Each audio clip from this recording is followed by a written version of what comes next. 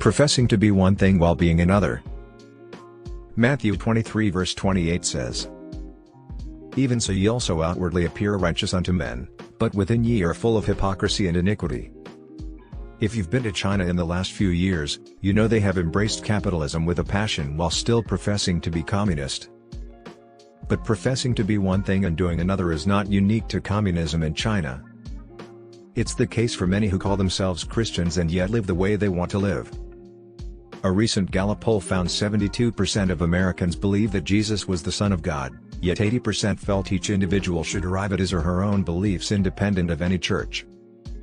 Now those two stats show a huge disconnect between belief and practice, between professing faith and living it. It's called hypocrisy, and it's the number one reason people outside the church say they have no interest in Christianity.